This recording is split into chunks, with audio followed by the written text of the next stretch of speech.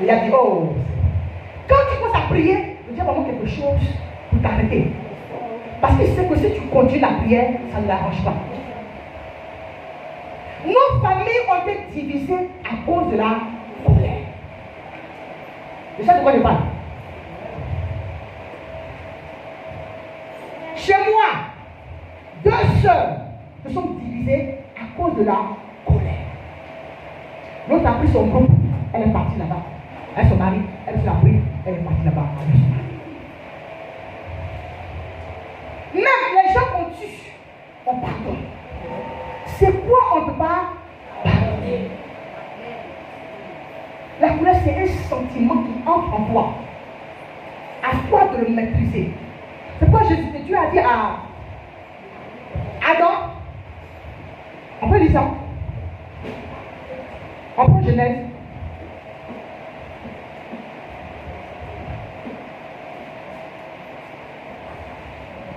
Sur Abel et son offrande. Mais il ne porta un regard favorable sur Caïn et sur son offrande. Caïn fut irrité et son visage fut abattu. Ouais, ils sont allés au culte. Ils ont fait offrande. Dieu a apprécié pour eux. Il n'a pas apprécié pour nous. Et Dieu lui dit quoi? L'Éternel dit à Caïn, pourquoi es-tu irrité? Et pourquoi ton visage est-il abattu? Certainement, si tu agis bien, tu relèveras ton visage. Si tu agis mal, le péché se couche à ta porte. Et ses désirs se portent vers toi. Alléluia. Amen. Ça veut dire quoi? Quand tu es en colère, Dieu te regarde. Tu as encore la possibilité, avant d'agir, dans ton cœur, il y a 2 choses qui se passent. Dois-je laisser sur la parole de Dieu ou dois-je agir contre cette personne? Et si tu es là, si tu agis bien, tu vas relever sur ton visage.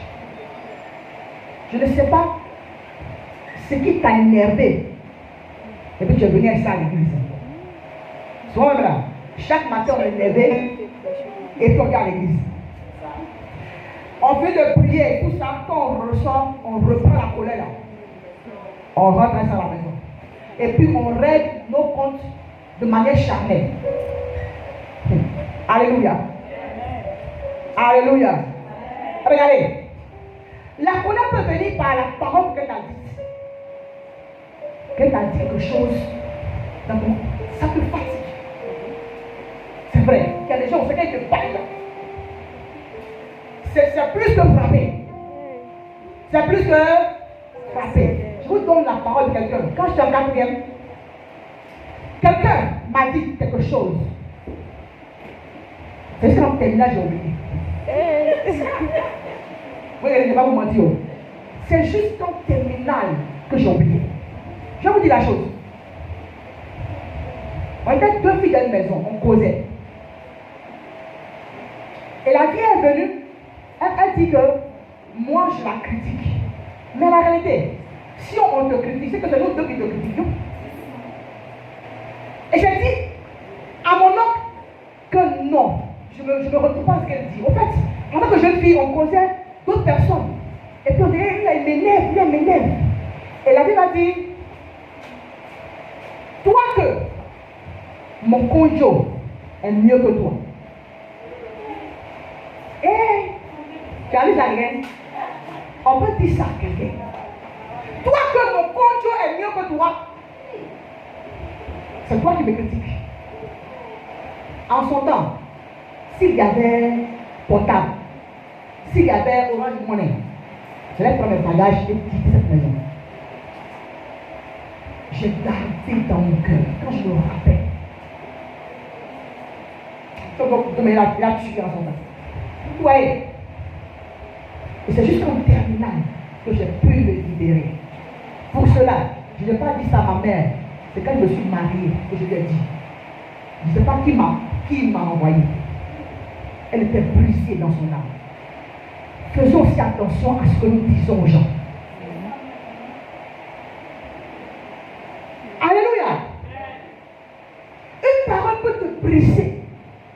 Seigneur te dit, toi, c'est femme qui est là.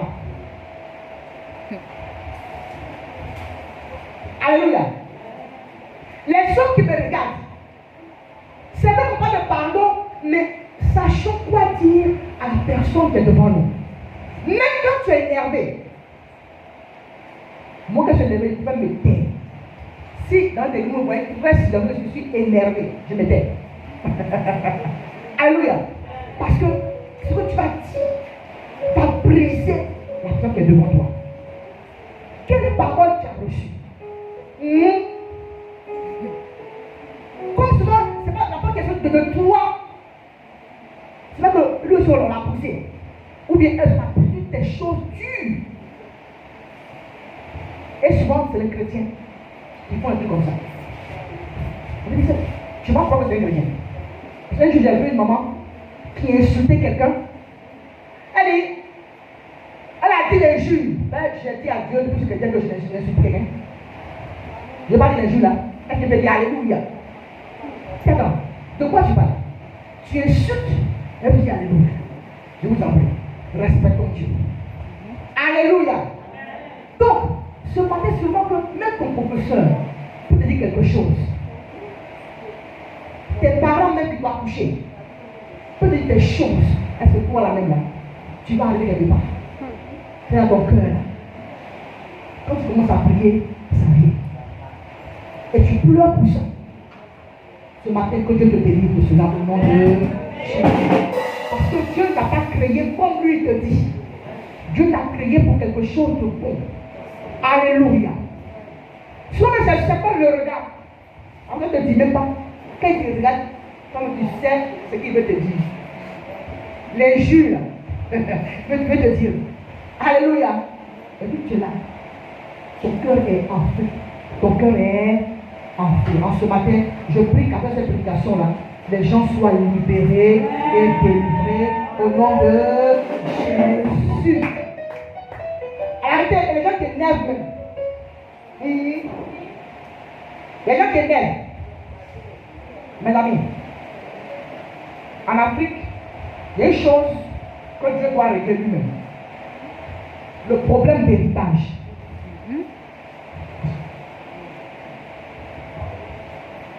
Dans un village, je ne sais pas s'ils ont bien entendu, à une croisade.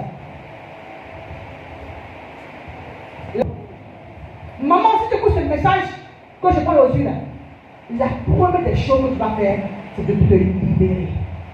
Comme ce n'est pas eux qui ont créé la terre et le ciel, Dieu va s'occuper d'eux. Et ton Dieu s'appelle le Dieu des orphelins des veuves. Hey. Alléluia. Libère ton cœur. Que la colère prenne ton cœur. Et je en Afrique, quand ils ont fini avec les choses même, là c'est là la sorcellerie, et puis tu es là seul avec tes enfants. C'est pourquoi un conseil les mamans, j'ai dit aujourd'hui. Quand tu es ton mari là, que les papiers soient bien écrits. Que les papiers soient bien écrits. Si tu as les moyens, fais pour toi aussi à côté là-bas. Quand ils vont prendre là, ils vont laisser là-bas. Tu m'entends? Mais ça m'énerve de voir ça. Ça énerve. Et on laisse les enfants, ils se débrouillent à reprendre encore leur vie.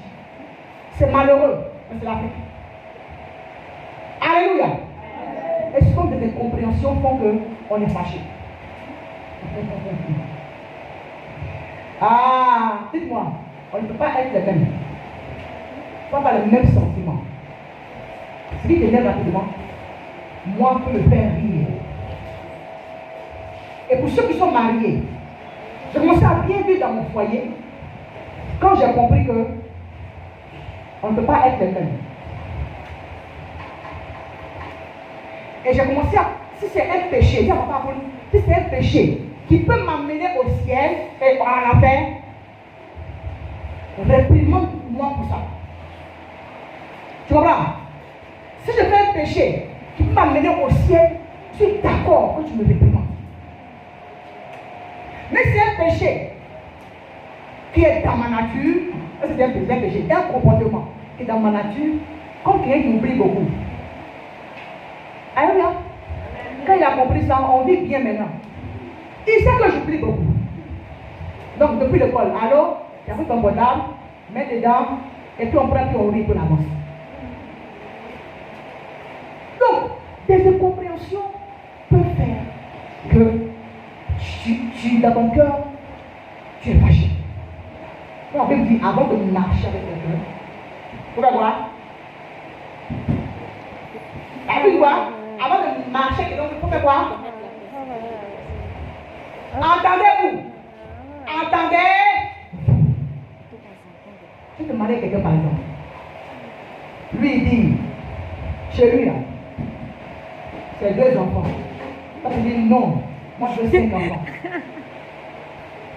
Bon, si vous avez vraiment, mettez-vous ensemble et puis prenez le juste du milieu. C'est possible. C'est possible, non? Ça fait 7. Chez lui là, on lui a dit que c'est la femme qui fait tout.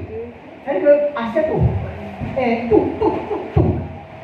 Lui, quand il vient, on est ensemble travail, il est assis. Tu fais tout. Et puis je donne à manger. Or, chez toi, tu as vu ton père aller au marché. Hey. Tu as vu ton père parler le salon. Hey. Ou bien aider ta maman à prendre les enfants quand ils naissent. C'est ça, oh. Toi, tu veux que tu fasses la même chose dans le foyer. Ah. Tu vois là, vous êtes entendre avant d'entrer dans cette histoire à lui. On est dans le foyer. Il y a les gens, là, chez quelqu'un que je connais, d'après, il fait toutes les dépenses. Il y a un autre qui dit non, non à partager. J'ai vu l'église où le jeune, il a arrêté de les fiancer parce que la fille lui a dit, moi chez moi là, c'est l'homme qui fait tout. Il dit, papa, il ne m'arrive pas. Il a laissé. Il dit, c'est mieux, hein. Je veux la laisse comme dans les fiançailles parce qu'au mariage là, ça va chauffer. Partout où l'homme est incompréhension. Mais c'est la capacité. C'est comment tu vas faire pour que ces compréhensions-là soient dissipées, ne soient plus. Il n'y a plus de palabres. C'est là qu'on dit qu'il est converti. Amen. Moi je dis que les femmes qui dirigent, les présidentes de femmes qui n'ont pas de problème avec les femmes de leur église, c'est qu'elles sont converties. Oh yes. C'est vrai ou c'est bon? C'est vrai. Avant ce moment. Si tu diriges tes femmes, que tu n'as pas de problème, c'est que tu as un niveau de maturité spirituelle. Parce que toi, chaque femme, tu sais régler son problème. Alléluia. Allez, on va prendre un peu la parole de Dieu, on va lire. On va prendre 2 à 3 paroles de Dieu et puis on va. Mais ce que je veux dire, il y a des personnes, on va y habituer de voir. Il y a des personnes dans les églises, il y a des personnes dans les familles, comme dans les services, eux travaillent. C'est comment faire pour que la colère soit toujours là. Si tu es cette église, je prie que Dieu dépose le feu de Dieu sur cet esprit-là et le chasse au nom de Jésus. Alléluia. Si tu es là dans ton entreprise, c'est toi qui as mis des colères, c'est pas bon. Ce n'est pas bon. Psaume 14, verset 29. Viens prendre ça. Psaume 14, verset 29.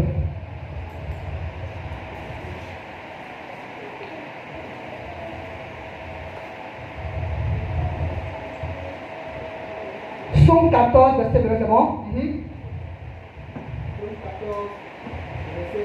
Oui. Et puis Psaume 27, verset 17. Psaume 27, verset 17, on y va. On va les deux, puis je vais continuer à aller le reste.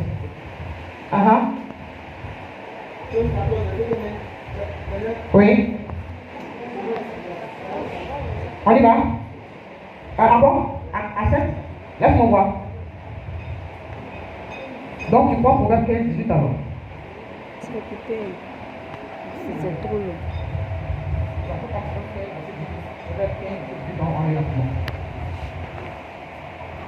Pour dire quoi? La Bible dit que le scandale doit venir, mais ça ne peut pas venir par toi. Alléluia. Des choses qu'on doit venir dans l'église, ne peuvent pas venir par toi. Si tu vois quelque chose qui n'est pas bon, tu approches le pasteur. Dans quel esprit tu approches le pasteur? Question. Est-ce que quand tu sois vu, là tu fais du mal au pasteur et tu fais du mal à notre Dieu? Proverbe 15, 18. Alléluia. Alléluia. Vous voyez? Donc, il y a des gens, quand tu leur dis que tu veux faire, ils sont fâchés. Tu commences à comment terminer, ça leur plaît de fâcher. Il faut qu'il est fort. Moi, ça me plaît.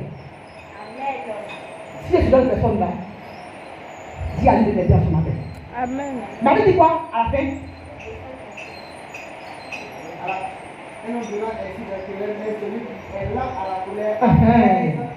Ça veut dire qu'on peut être lent. Amen. On peut être fâché, mais il faut d'abord regarder les contours. Alléluia. Ça ne veut pas dire que quand tu pardonnes, c'est le fait de dire à Dieu, je laisse tout ce qu'il m'a fait, je laisse tomber, je laisse tomber. Je vais dire à la croix, Seigneur, pardonne-leur, car ils ne savent pas ce qu'ils font. C'est ce qui m'aide à pardonner au fait. Quand quelqu'un s'est petit, j'ai dit, Seigneur, pardonne-lui. Parce que si ça aussi fait là, c'est pas bon là, mais elle n'est pas fait. Maintenant, il y a des gens que quand tu leur pardonnes, tu peux encore les reprendre. Parce que tu sais que c'est pas ignorant qu'ils ont fait. Mais il y a des gens là, quand tu leur pardonnes, s'il te plaît, garde-les loin de toi. Pour ton propre bien. Pourquoi? Parce qu'il y a des gens, quand tu leur pardonnes, pardonne même là, c'est hypocrisie. Ils sont là juste à côté de toi pour te faire du mal. Tu as pardonné une fois, tu es revenu, tu as fait pire. Tu es parti. Et je le dis encore, ils aiment pleurer, ces gens-là. Ils pleurent. Hey! Ils reviennent, je sais de quoi je parle. Ils veulent être toujours proches de toi pour savoir ce que tu fais pour le détruire. Donc quand tu pardonnes, tu ne pardonnes pas, tu ne peux pas entrer au ciel. Vous comprenez? Dans nos ethnies, on dit souvent, je peux pardonner au ciel. C'est vrai, non? Dans notre ethnie, là, quand tu traduis littéralement, ça veut dire, lui et moi, là, jusqu'au ciel, tu ne verras même pas le ciel. Hey! Parce que s'il y a ceci dans ton cœur, tu ne vas pas entrer au ciel. Alléluia. Ce matin, je vais enseigner parce que pour qu'on puisse, il faut que quelqu'un soit libéré. Amen. On dit un homme violent. Tout soit quelqu'un violent. Au coup, tu n'as pas vu. Il y en a tout dans l'église là. Au d'un moment, parce qu'elle a son gros chat qui bougeait. Tu n'as pas vu? Ça veut dire qu'elle a eu problème avec son mari. Bon, elle s'est tapée. Dans le reste, j'ai vu ça. Mais tu as des problèmes. Parce que ma fille qui est là, elle cherche comment faire pour libérer. Comment on va faire que Dieu puisse avancer à nous? C'est notre problème.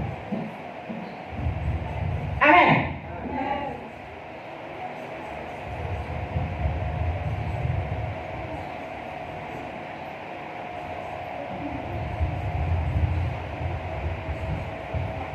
Qu'est-ce que la colère fait? Quand tu es en colère, qu'est-ce que ça fait? Quand tu es en colère, maman, n'ouvre pas la bouche. Surtout contre tes enfants, contre ton mari, contre ton foyer. Ce que Dieu t'a donné, il ne faut pas ouvrir la bouche. Dans ton cœur, prie le Seigneur, aide-moi à pardonner. Parce qu'il y a des gens qui nous font du mal. Si tu la bouche, tu peux me maudire. Alléluia. Je veux qu'on lise ça. Psalm 14, 29 dit, celui qui est propre à la colère fait des bêtises. Fait des bêtises. Et puis après, tu vas regretter. Parce que des fois, dans le foyer, il faut passer quand elles prennent mamie, casse la télé, boum. Maintenant, après, tu cherches à avoir télé pour regarder. On t'a pas regardé. C'est des services. Alléluia. Et quand ils sont fâchés, même là, quand ils sont fâchés, ils partent comme ils tapent la tête pour ils sont fâchés, ils sont fâchés. Amen. Tu es dans la chambre, et tu déranges tout, tu es fâché. Comme chez les blancs. Tu dis des choses même là, après tu regrettes. Alléluia. Si tu es fâché, c'est même de tais-toi. Tu te ne maudis pas. Même si tu penses avoir raison, tu n'as pas de ta bouche là pour maudire quelqu'un. Alléluia. Parce que ce que tu vas dire là, ça va agir. Agir. Voilà, tu es là pour les gars dans les médicaments. Dans les médicaments. Voilà.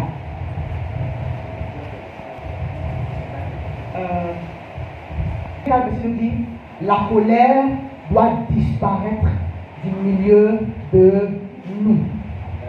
Ça c'est Éphésiens qui le dit. De l'église, c'est au moins 20 ans comme ça. Chacun a son histoire avec quelqu'un. Alléluia. Chacun a son histoire avec quelqu'un. Ce matin, je prie que Dieu t'aide à oublier ce qu'il a fait. Ça peut t'empêcher même d'avancer. La colère empêche d'avancer. La colère empêche Dieu de t'écouter. La colère empêche Dieu de se manifester dans ta vie. Il y a des gens là, quelque chose qu'on lui a fait pendant 40 ans. Quand il parle ça, on dirait que c'est aujourd'hui, ça se passe. Pourquoi Dieu nous aide? Alléluia. Je pense qu'on va avoir le temps de parler de ça prochainement. Maintenant, comment Dieu appelle celui-là qui pardonne? Je finis avec ça. Proverbe 19, verset 11. Proverbe 19, verset 11. Quand je dis que la colère nous fait jurer, c'est Somme 95. Proverbe 19, verset 11 dit quoi? Quelqu'un a sa Bible? Ok. Je prends ça rapidement. Lorsqu'il y a de la sagesse, elle lance à la colère. Oui. Et il met sa gloire à oublier les offenses. Il met sa gloire à oublier les offenses. C'est-à-dire que lui, ça lui fait plaisir d'oublier les offenses. Et la Bible appelle aussi un héros. Proverbe 7, verset 11 nous dit que quand tu oublies ce que les gens te font, tu es un héros. Tu es un héros. Tu n'es pas vécu. Tu es déjà vécu dans le monde spirituel. Or, dans le monde spirituel, le diable utilise beaucoup la colère pour travailler.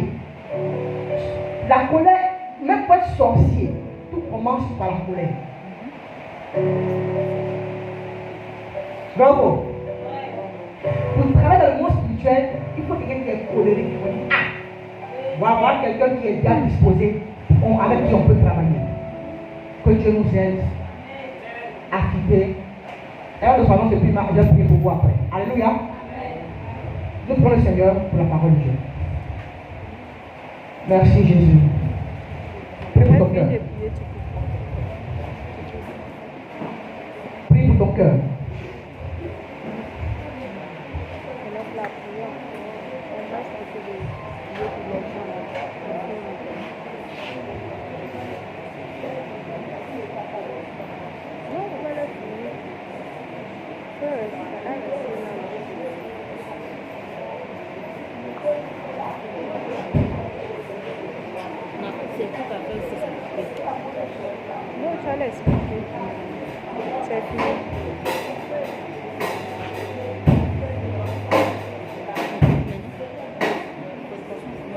Alléluia.